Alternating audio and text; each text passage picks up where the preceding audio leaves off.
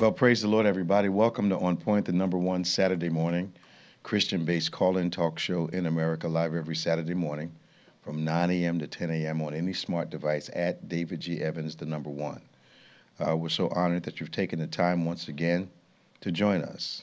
I ask those of you who are already with us this morning if you would like us and subscribe to us.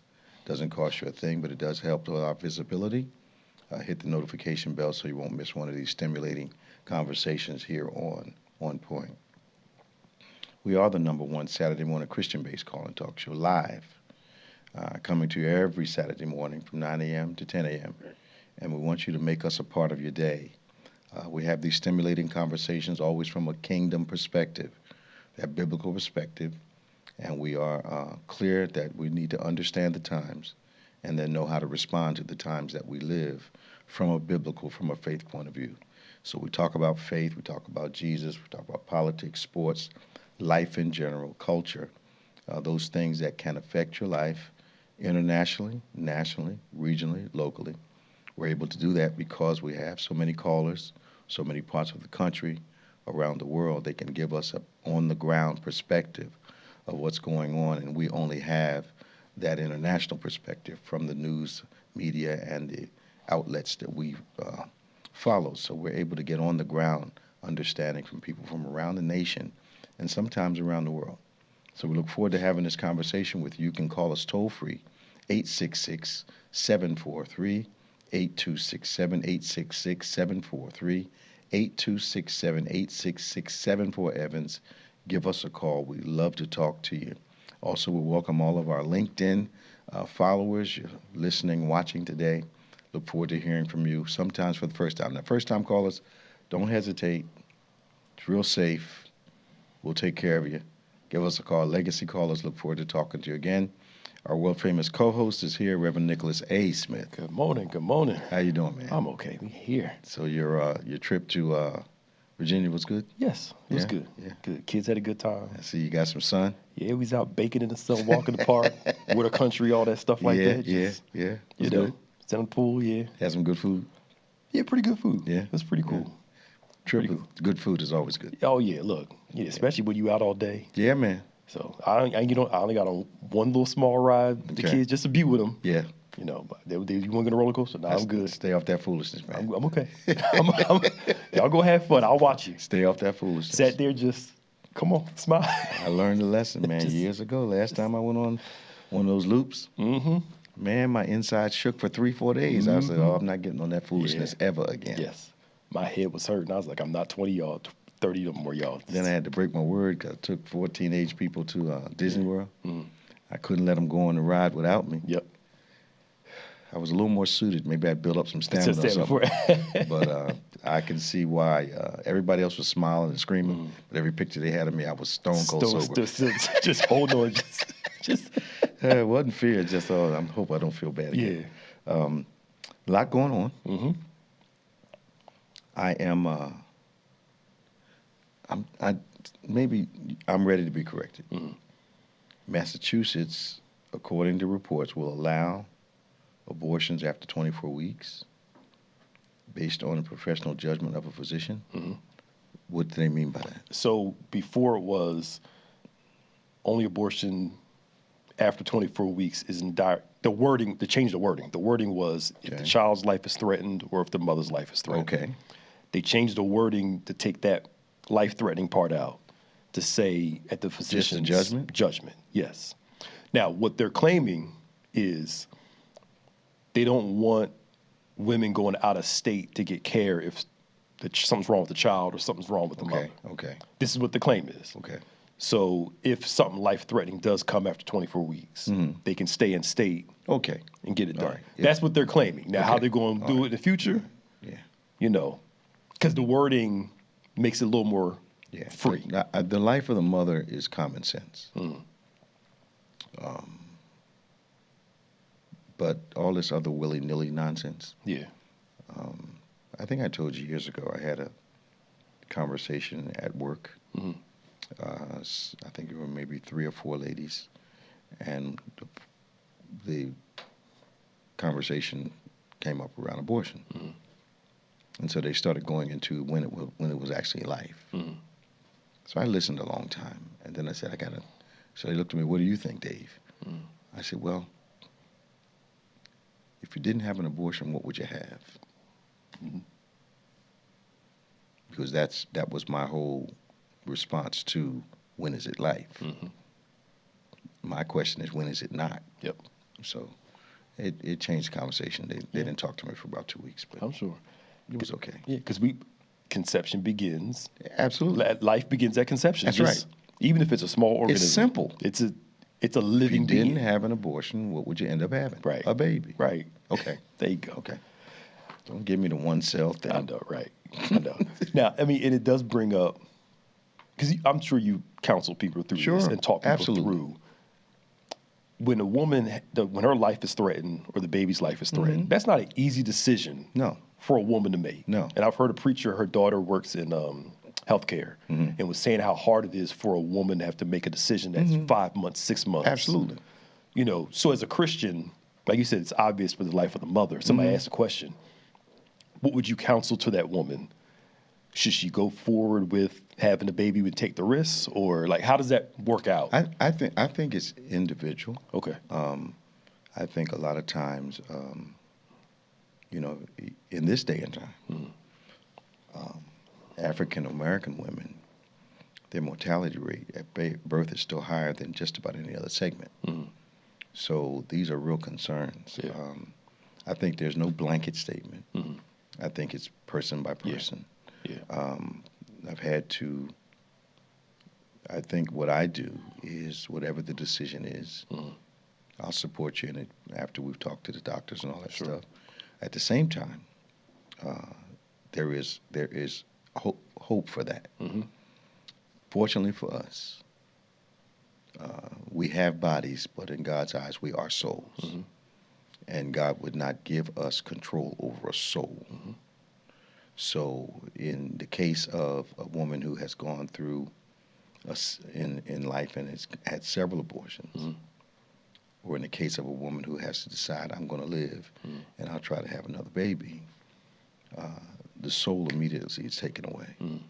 And so there's a reunion. And for those who had abortions for non-medical reasons, there's a reunion there. And the child's not mad. So there's a reunion. If it was a quote-unquote, I hate to use this word mistake because it minimalizes, but a bad decision, there's a reunion in heaven. For a medical decision, there's a reunion in heaven. It does not in any way support this convenience abortion nonsense that's going on. Absolutely. That's been going on for years, but there is always hope for someone who did not know the Lord and went through this. Someone that knows the Lord and had to make a medical decision. Ultimately, there's a reunion. Yeah, absolutely. Yeah. It was a good, very balanced, because people do ask me, and you know, people talk about it online. How do you navigate this? And it's hard for a woman to make that decision. It's difficult. It's supposed to be. It's supposed to be hard, yeah. Yeah, it's supposed to be difficult. Yeah. But, and then here's the other part too, the whole abortion thing. We talked about this before. Whatever that procedure is, they don't call it an abortion. Oh, yeah. The rich people, when their kids get pregnant, they find a way to, they get DNCs. And there stuff. you go, yeah. So they don't call it one, but No, they find a way to. Yeah. And that way, it's not breaking the law. There you go. But if you don't have resources, the affirmative action of money that is coming from money, the affirmative action of wealth, people ought to stop criticizing affirmative action, because wealth gives you some affirmative action. You know, person horrible, flunked the SATs, still getting into university. That's the affirmative action of wealth. Okay. They call legacy called. That's Yeah. Yeah, legacy. Yeah. Yeah. You know what I'm saying? So, I'm hoping Massachusetts has the right idea about this, unless this is a loophole. Yes. To go back to this willy-nilly, you know. And this would also help people who have been leveraging the affirmative action of wealth, because you know they don't like to say that their child or their woman has gotten an abortion. They like to say something else happened. Yeah. So I need to know, what is this? Trump sued in federal court for selling early access to Truth Social posts for up to $100,000 a month. So their thing is, before the president sends this out to the world, we'll send it to y'all if you pay this money every month. The issue is, of course, free speech, number one. Number two, what information are these people going to get before everybody else gets? What sprung up in my head was stuff that impacts trading on the stock market. There you go. Okay. What's going to happen beforehand? So they're basically paying for information. $100,000 a month. It could be up to $100,000 a month. And then he's making money off it. Of course. Any other president, he could charge $1. Hair would be on fire. Right. Don't even bring up Barack Obama. I know. Oh, yeah. So, Caroline Leavitt is stepping down as White House press secretary? Yeah. She's had enough? She says she's got a young child and navigating, raising a young child and married and this, but the job requires. He claims that she's still going to be an asset for him going forward. Caroline Leavitt sees something coming. Yeah. Because to actually watch her do what she had to do, and press secretaries historically massage information for their president. Absolutely. But some of the stuff she was saying was just insane. Yeah. But she did her job, the way she had to do her job. But, I this might be, in general, why does time with the family become important much, much, much, much, much, much later in the career? Yeah, I know. Right. Why wasn't it important at the beginning? Earlier, yeah. Okay. I can't do this now because, Yeah. Or even when you got pregnant, I tried it, this ain't going to work, I always wondered about that. Yeah. Supreme Court will continue to allow birthright citizenship. In response, Trump signed an executive order limiting birthright citizenship. His executive order is just paperwork. Supreme Court said one thing, so he has to show his people that he's against it. Executive order. It is not, his executive order does nothing. Okay. But he's going to try to take it back to court again. But they got to go back to court again. Yeah, basically, yeah. I could be wrong. I don't think the birthright citizenship is just about people from Spain, and I think it's about black folk. Yeah, that's what I really think this whole thing is about. And I'm not somebody to jump to that conclusion immediately, but if you're going to go all the way back to just because you were born here, doesn't mean you're a citizen. That means you're going back to Native Americans. You're going back to anyone that came over from any other country and was born here. Your parents were here from another country. You were born here. That doesn't make you a citizen now, and certainly has to cover black people. It could be the first step into, because they're claiming, well, natives and African Americans, they won't be affected by it, is what they're claiming. Under this loophole of people are coming here on purpose to have babies, and they came here on purpose to have babies. I know. Of course they did. Okay. Of course they did. All right, just saying. Federal deficit shortfall totaled $432.3 billion, the largest deficit since March of 2021. Did something happen within the Republican Party where they are no longer concerned with deficits and conservative handling of the nation's money? Oh, when they're in charge, that's what changed. So when they're in charge, they can spend it up. Okay, they drive the deficits up. And then when they're not in charge, the deficits are horrible. Yeah, it's horrible, yeah. National debt is important. But they've driven them up. So the next administration has to take care of that. Yes. Yeah. And within their own party, they don't see the lunacy of that?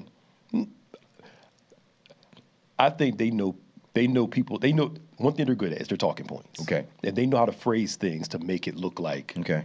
Like before, groceries were high. Right. Now, it's just something that we got to manage. And they know how to language it. But it's like the other part, too. We always hear Republicans say, hey, smaller government. Yeah. Get states' rights, But when it's something that's important to them, Right. it's not big government when they want to make everybody do everything. Absolutely. It's doing what's American. Right. So this hypocrisy, it's why I don't like politics in general, even Sure. on both sides, because Sure. Absolutely. both of them practices hypocrisy Absolutely. when it's convenient. Absolutely. And they know the American people just got to go along with it. You know what I'm offended by, though? I'm offended by the fact that they assume that all American citizens are uninformed, unintelligent, and just believe whatever they're told. I don't. When did we give them the impression? Well, we've done it. If we'll vote against our best interests, then we've given them the impression that we're not intelligent. Okay. So they're treating us in a manner that we've given them the impression they can. Yep. We'll legislate against, like 30 million people have lost their health care. With the promise that we're going to bring something better. They've never had anything better. Never had anything better. Now they're touting they're going to do some Medicare reform before the midterms.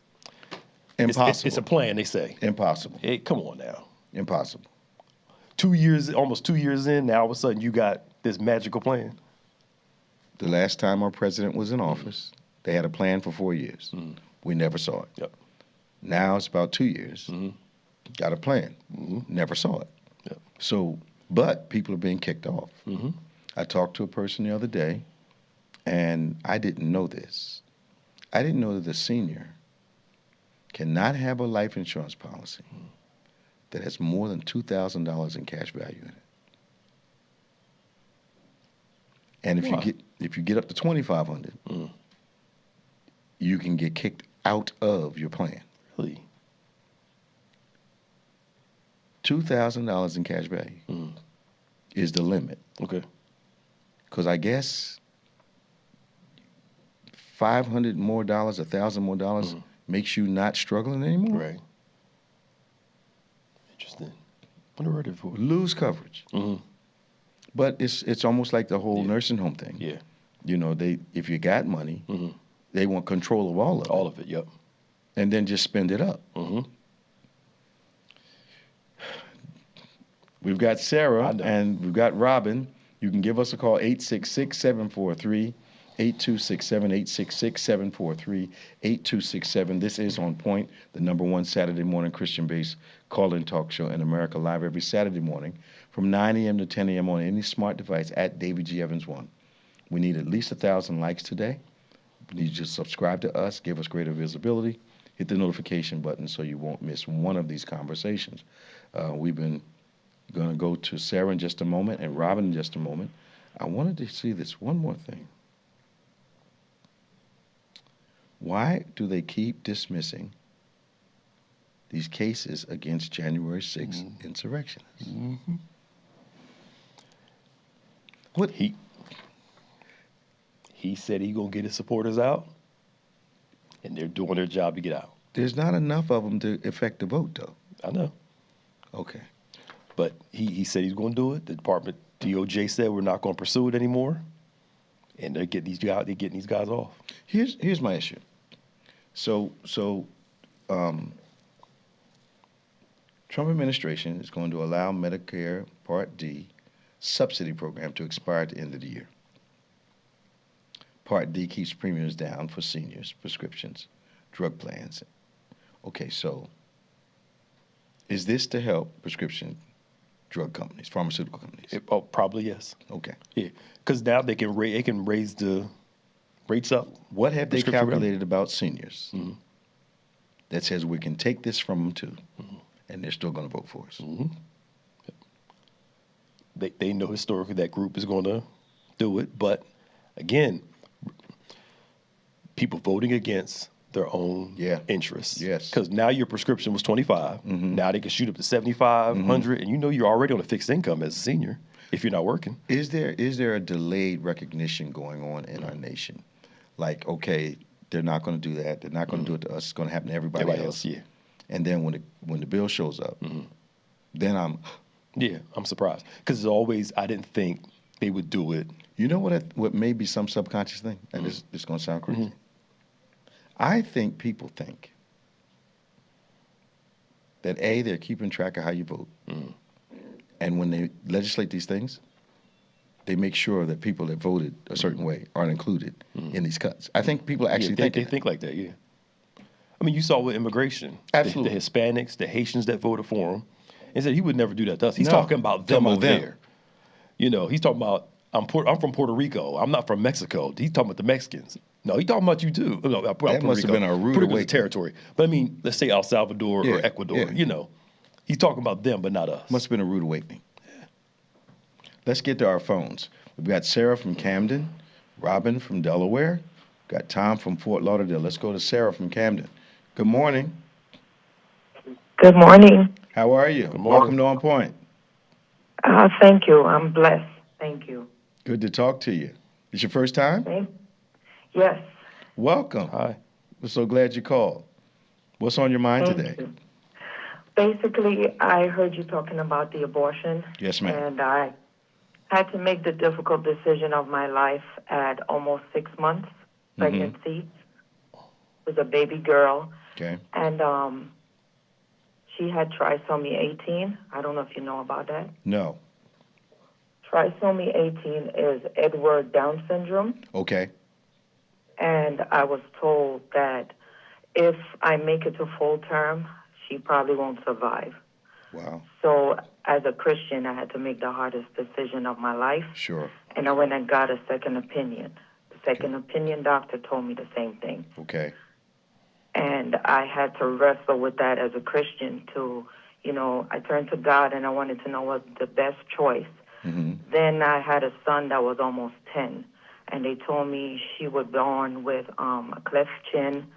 Her hands, both hands would be turned in and her feet. So she would be wheelchair bound, be, you know, on oxygen 24 hours. You know, basically her lifespan wouldn't be as how I would, you know, envision it. Sure. So I had to make that decision to terminate before 6 months. After that, they wouldn't be able to terminate. Of course. So Well, that was difficult. So I'm sure. I think people who perhaps have not had to make anything like that kind of decision would have a lot of negativity to say about it. But I think every individual, like yours, your case, you know, you're put in a position that no one wants to be in, and absolutely, you wonder if you've ever, maybe you wonder now sometimes about the decision. But I've had to make the decision as it relates to adults, taking them off life support, family, members of the congregation over the years. And for it's an adult still alive, very difficult decision. Some of the same people that would judge your decision are casual about adults passing away, casual about kids going to war. I think life is life, and those decisions ought to be difficult for all of us. And I really applaud you for calling us today. And you have this assurance that God has control of souls. And when the time comes, you and that child will meet again in glory with God. And I believe that because I saw that one day, her running to me. Okay. God bless you. Thank you for your openness, too. We really Thank appreciate it. you. You have a blessed one. All right, you too. Stay strong now. I will. Bye-bye. Bye. Let's go to Robin from Bear. Good morning, Robin. Good morning, Bishop. Pastor Robin. Nick, how y'all doing this What's up? blessed morning? Doing great. How you? I'm good. I'm always good when I talk to my pastors. Oh, man. You got 1 point today? Yeah, she must want something too. But you know what? You heard what your pastor said? Said she must want something. He knows I'm going to get them.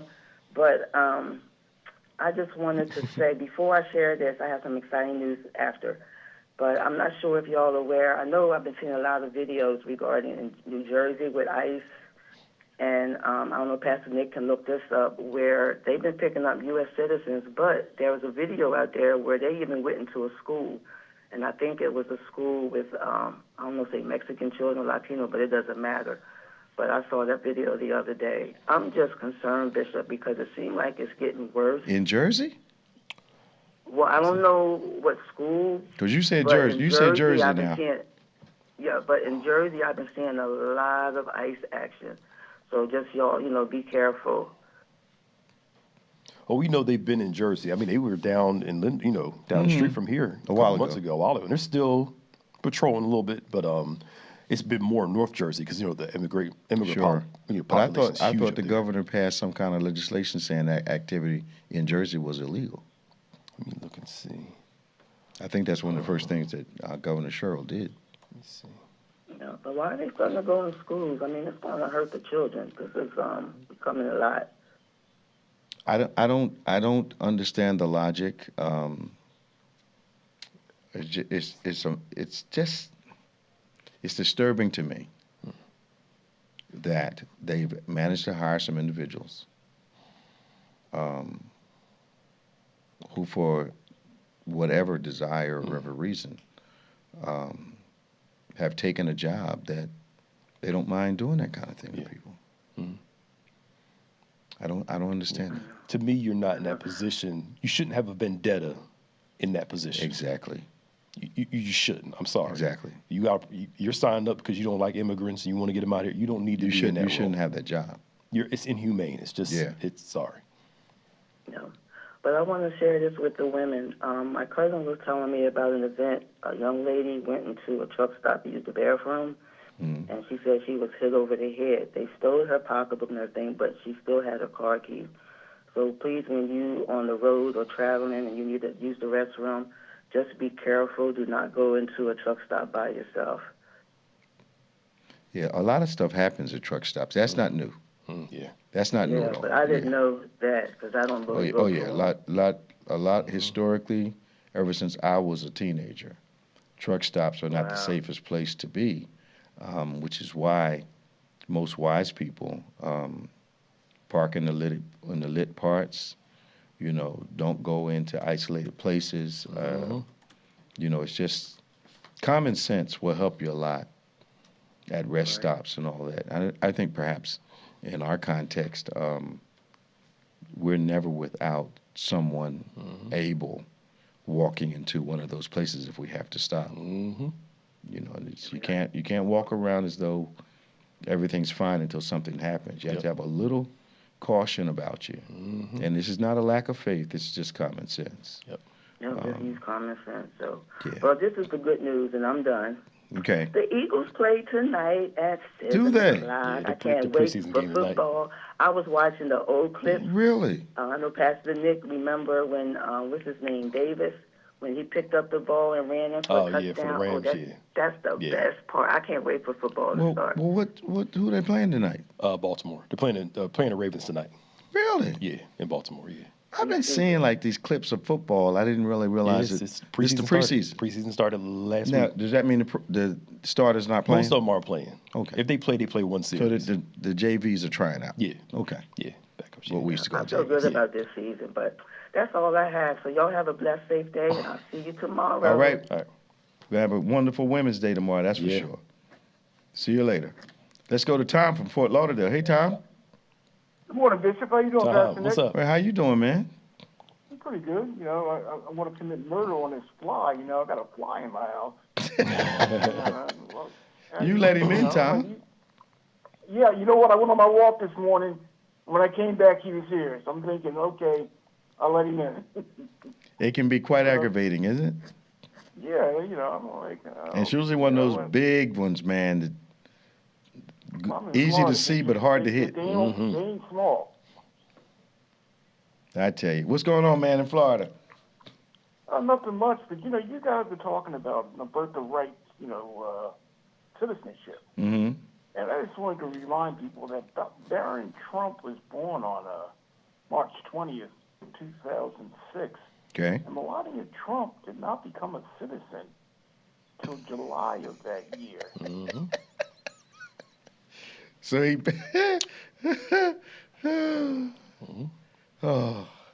he's not going to deport his own son. But I'm just saying. Most people don't know that, Tom. Mm-hmm.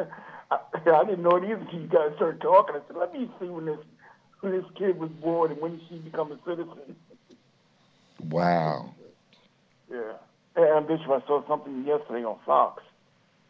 It looks good for us, and somewhere, if you're a Democrat, where Georgia also is like up by 13, North Carolina, Cooper's up by 9, Ohio, Brown's up by 8, Texas.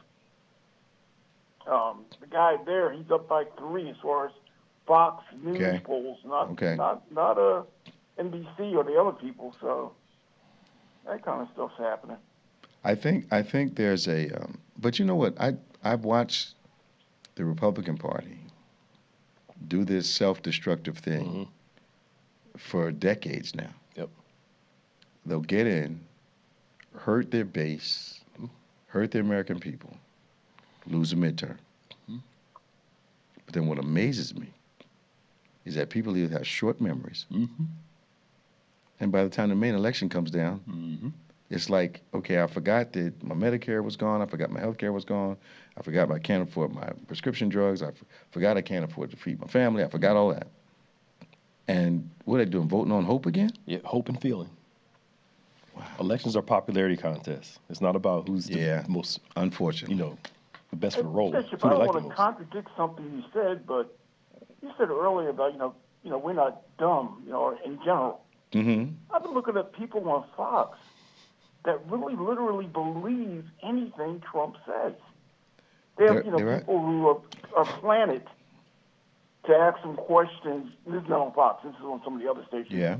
Asking them, general questions when they're being set up, and the answers are totally ridiculous. You say these people really are buying it. I wonder, well, Pastor Nick says this often, and I've said it too. There's this emotional agreement that goes on.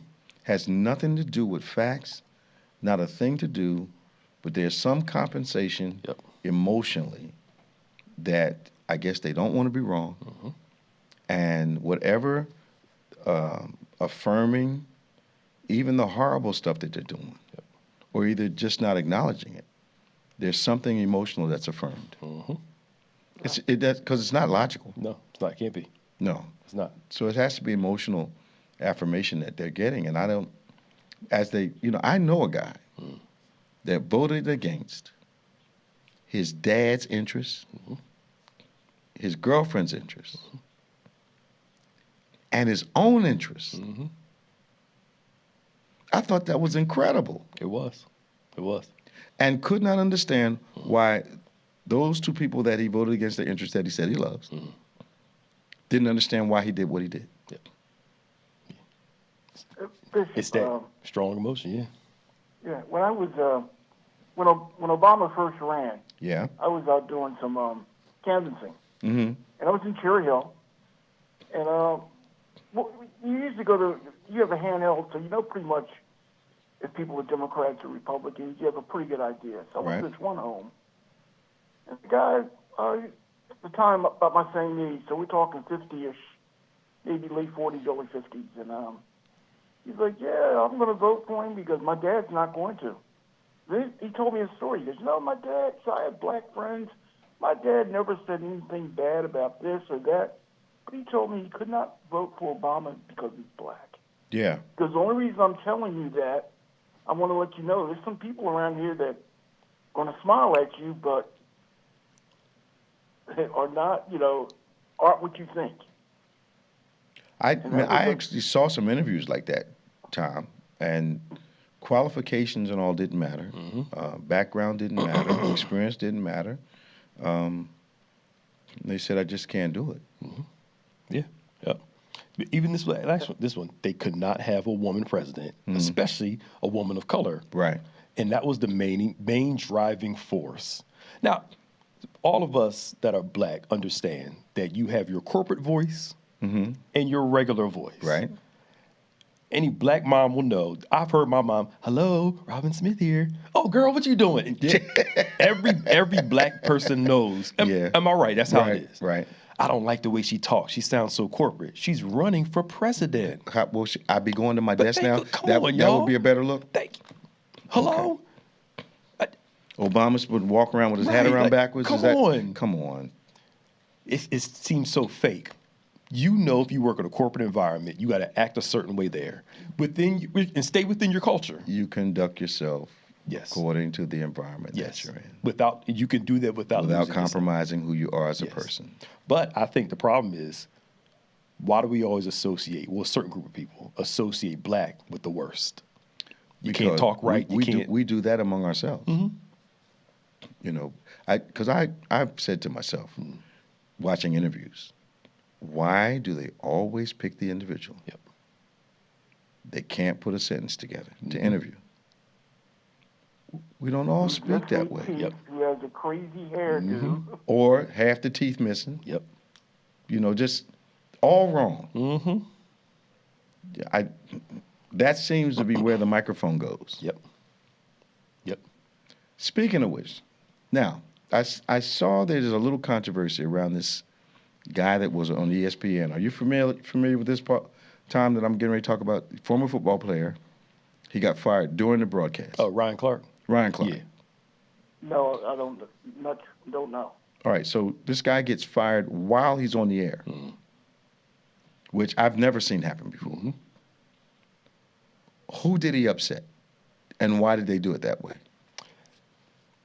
He's very outspoken about social stuff. Okay. Right? And if you listen to Ryan Clark, he stands on his business. Okay. He's very confident who he is. Okay. And when he talked about it, he was saying that there were some people that did not like him there because of how outspoken he is. Okay. And that kind of thing. But aren't they all rather outspoken? All of them are. But it's what he's talking about. And the other thing, he's got his own thing. So it's great for him to be on TV, but he's always got something to fall back on. Okay. You know? But I think they fired a bunch of people, but the way they did with him, that was messed up. And the argument is being made that the guy that just got traded from Boston Brown is in principle the same thing. They say he's highly intelligent, cut his own deals with the team, and cuts very good deals with the teams. Boy, smart man. They say he's extremely smart, and they're saying that in the context of, we're talking about sports, that whole intelligent guy thing is not well received. It's just play football. I think unless I agree with you. But why put him on the air if you don't want him to be intelligent and articulate? I think what's going on, they want you to be articulate about certain things. Okay. So now I'm not a fan of the Smith guy. Because I think that whole over the top yelling and screaming at people the whole time is an affectation. Yes. But that's acceptable behavior. Yeah. That out of control, loud, rude. That whole thing's acceptable. It draws views. Hey, Bishop, I got a comment on what you just said. Okay. I used to look at that particular person every day. Okay. He goes whichever way the wind's blowing. Yep. Mm-hmm. And he's getting he's dove in areas which I think he has no business. Okay. That's my opinion. And he's one that's out of control. When he says somebody who could get fired, they like what he's saying. Yeah. So he'll be there. He's talking politics Somebody now. likes. And he on his own podcast, he talks politics now. And he knows, like Tom said, what areas are going to draw the most money. Okay. So it's a financial decision. Okay. That whole shut up and dribble is only shut up and dribble as long as we, disagree with each other. If we agree with each other, right, it's okay for you to talk politics. Okay. If we disagree, shut up and dribble. Shut up and dribble, okay. But, for him and those people, there's almost like a right-leaning. If you lean right, okay, they'll accept you a little more. Acceptable. Yeah. But he goes where the money. He knows how to draw ratings. And Bishop, let me leave you with this one. Chappie James, he is a general that was the first African-American black guy to become a 4-star general in 1975. Mm-hmm. His picture was taken down. Why? Because headset didn't like it where it was at. And the point being, C.G. Brown, chief, the Joint Chiefs head, there have been 12 other high-ranking black officials removed. It's like crazy. They don't want their pictures up at the Pentagon? Is that what that is? I don't know where the news thing just said that they removed his picture from a prominent place in the Pentagon. So what's wrong with these people? It's a mix. So now even serving the country faithfully through wars, getting wounded, retired, all of that doesn't matter anymore? Not when it comes to these people. They want, I hate to say this, lily white and all male. At least that's what that appears to be shooting for. I don't think a military, and I'm not an expert, so I'm not trying to be an expert, but the Bible says a house divided can't stand. Mm-hmm.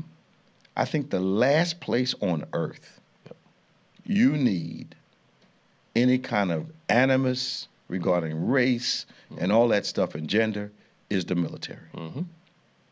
And the way to cure that is not to remove everybody you don't like. Yep. What happened to being a good soldier qualified you for X, Y, and Z? Mm-hmm. Okay. They want to take us back. You hear about all those people that are in World War II and all those. The black men went overseas, fought over there, and fought for a country and came home and were discriminated against. Well, and that's what it seems like some of them wanted to be like. Have you ever seen the Jesse Owens story? I've read a lot about it, but I've read this. He went overseas right during Hitler's time. Wiped out everybody he ran against. Long jump, all the sprints. Came back. They were going to honor him at a hotel in his hometown.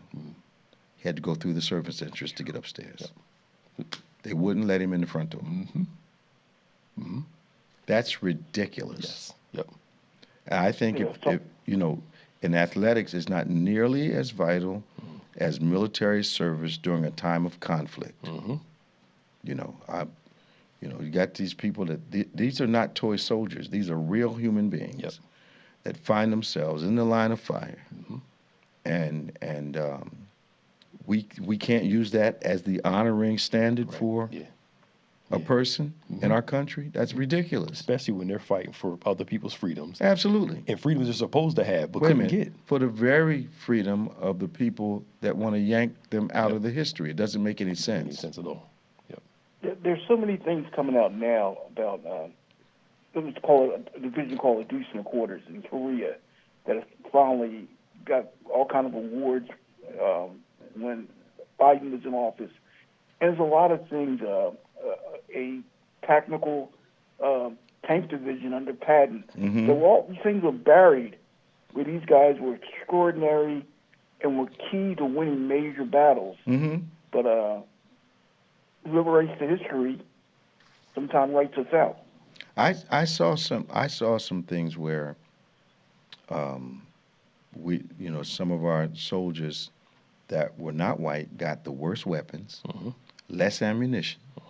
Just put them in line to get killed. And when they survived, they were upset about the fact that they survived. And a higher up had to say, well, wait a minute. We're going to lose this fight unless we arm these people properly. So it was necessity. Not really justice or equity. It wasn't. We're going to lose if we don't let them fight. Because, they thought that we couldn't fight. Yeah. I mean, you heard about I think it was World War II. This group captured some Europeans. And they fed the European prisoners and didn't feed the black infantry that was helping them. Wow. I think it was something you feed them. They put the prisoners above. Right. How in the world do you fight next to somebody? And this is what our ancestors had to endure. Yeah. With grace, too. Yep. I don't know if I'd, knowing me and my... I wouldn't have been as gracious. Right. But again, in their time, I get their context. Because you may not come back home alive. True. So you had to navigate. Grin and bear it, as we used to say. Yeah, I mean, you start learning... the history... Look, there's a bunch of movies you guys have seen that I can't watch because I know I'm coming away with a bad attitude. Yes. Just okay. Yeah. All right. Sorry, we just... Tom, thanks, man. Thanks, Tom. Let me, can I say this real quick? Go ahead. When I was a kid, this guy was friends with my father. I didn't find out till the movie came out because he was an air traffic controller. Okay. And I was like, Mr. Murray, were you going to Tuskegee? He goes, I wasn't one of the guys in the movie, but he goes, yeah, I know some of them dudes. And I'm like, he goes, yeah, I would. And it was like, whoa, you don't even know about these people who've done this stuff. And then he said the funniest thing was when he came on base lots of times and he took that helmet off and people had to salute him. They didn't like it. Were you around time when 5 of the Tuskegee Airmen came to I think one of my anniversary banquets? Yeah. It was amazing to have that history. In Berlin? No, we had it was downtown Philadelphia. Okay, it was amazing. People were simply walking by and just touching them. Yeah, they were amazing bunch of dudes. Oh man. Yeah. Good talking to you, Tom. Hey, take care. Talk to you. Scott, how you doing? Hey, Bishop Evans, Pastor Nick, what's happening? What's up, Scott? You must be in heaven. Football season for the Eagles begins tonight. Yes, sir. Yes, sir. Oh, my goodness. Your other son just called me up from Carolina, and he's raring to go more than I am, if that's possible. I know Pastor Nick's waiting. It's time. Watching preseason games, it's time. Oh, Pastor Nick, it is here, brother. It is here. Thank goodness, because the Phillies, we're not going to get on them, and thank goodness they're not doing well this year. I think they're in third place. I think it was yesterday they were like third place. Okay. They're doing what they normally do. The bats go cold. Everybody goes cold, Bishop and Pastor Nick. There's no in-between with the Phillies. The bullpen is still a hot mess. Why the general manager has not addressed that, and he's been around for a long time. But yeah, football is here. And real quick, Bishop, I want to thank you for Wednesday. Yes, sir. Each and every Wednesday, because I've been feeling a little depressed, and I'm not going to go back to those dark places, but I was tired. It's been a long week, but I can always remember you saying, and you agree, Pastor Nick, we traveled miles to get into trouble, and you know how I was, Bishop. Absolutely. You know me for 30-plus years. Absolutely. And also, I thought of that church song, I Feel Good. And once I got in church, Leon said what happened, and it did. I just got this boost of energy, but I want to thank you. And, again, just everybody at Bethany for the love and support, and continue to pray for me. As you know, I go through this journey. Absolutely. You're doing good. Yes, sir. Yes, sir. And last but not least, I've been reading some. Is there another particular chapter? Of course, either one of you gentlemen can answer, when you're feeling depressed, or... Read Psalm 20. Psalms 20? Yep. Okay. That's might have what that lady wrote on the envelope. I told you I'm working at Marshall's part-time. Yeah. Caucasian lady, and we got to talking. I think it was Psalms 20, and I tell you how God is good, and you just never know who you talk to.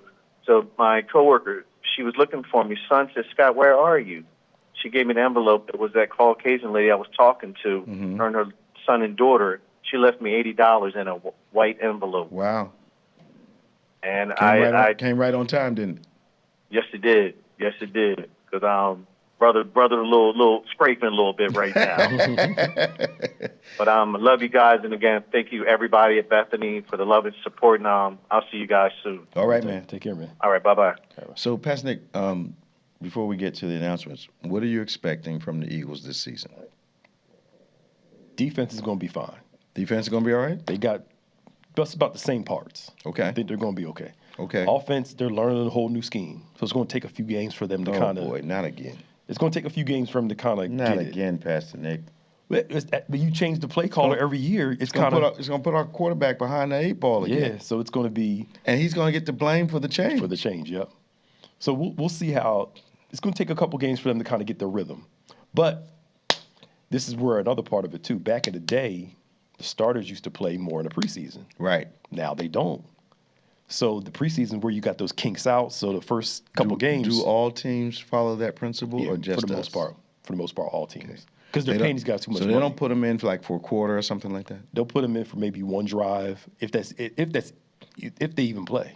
Really? Yeah, most starters don't even play during the preseason. So you don't really get a look at your team until the first game. Well, if your second tier players are doing quite well, you have to assume that your starters can play even better. Could be, yes, but it's hard to get a barometer on it. Yeah, though. Okay. Because the fast pace of the actual game, but it's a money decision. They took away a preseason game to add to the regular season. That's true. That's more money. Okay. So you got less time to prep. And so training camp is really important now. Oh yeah. But a lot of vets don't come into training camp until late, right? Yeah, until some of them come before required. Some wait till the required time to come. Wow. I think they're paying them so much money. They're kind of either nervous about playing them in the preseason. They don't want them to get hurt. Yeah. But then, we see a shadow of the team. Yeah. You got to get those licks in. You guys that are hungry for football don't even care. Yeah, I mean, next man up, as they say. Yeah. You want your starters, but you want to see who's playing, who else is playing. Come on, next man up. So are they going to do that with quarterback also? It's going to be hard, but that's the way it is. Your quarterback gets hurt, next man up. Well, they don't want the starter to get hurt in the preseason. Nah, but I think it's good for them to play at least one or two drives in front of a line of people who are trying to prove themselves. Yes. Okay. Yeah. That's dangerous for a quarterback. It is. But one or two drives, just, all right, get your feet wet. All right, we'll see. 6 o'clock tonight, right? I think 6 or 7, one of them. All right. So we've come up to the end of another great program. We hope you have been enjoying this rather serious conversation we've been having for the last 55 minutes. I hope we've caused you to think. Hope maybe helped you balance out your decision-making processes and just adding some wisdom to your wisdom. We want you to join us tomorrow. Tomorrow is a very special time for us. We're celebrating our Women's Day tomorrow. Yeah. We want to invite you from all over to come down to our 11 a.m. service live. Our world-famous women's mass choir will be singing. Pastor Cabanis will be coming from Mother Bethel AME Church to be our preacher for the day. We're certainly looking forward to a tremendous celebration. The women are fired up, and, we have a little kind of a good competitiveness going on between the Men's Day Choir and the Women's Day Choir, so we know the women are going to come out slamming in response to our victorious Men's Day Choir. Mm-hmm. We had a great time. This is our Summer of Transformation. We are in our No More Empty Seats campaign. We need you to invite someone to church. Come yourself. Load a couple people up in the car. Come on out. You will absolutely enjoy the Summer of Transformation. No more empty seats. Every seat for a soul. Every soul has a story. Every story matters to God. I want to make sure you come. The table is set. Everyone's invited. Does not matter what your issues are. They're coming from everywhere. We want you to be in the flow of people that are coming to the house of God. Our back-to-school drive is up and running. Purchase a backpack or give online, choosing the Catch the Fire icon on our website at gotobethany.com. The Let God Challenge continues to go. Let God, by giving him your time, your talent, and the biblical part of your treasure. My latest book, Elevate, is out. Our bookstore is open today. If you need news updates, if you need to know what's going on, very simply, you can text BBC News to 28950. That's if you need an update, need to know what's going on in the calendar, BBC News to 28950. Need some inspiration during the week, any time of the day, any time of night, BBC Elevate to 28950. And we know we will inspire you. We'd love the chance to pray with you. So send your prayer requests to prayer@go2bethany.com. We want to help intercede, want to pray along with you, touch and agree with you.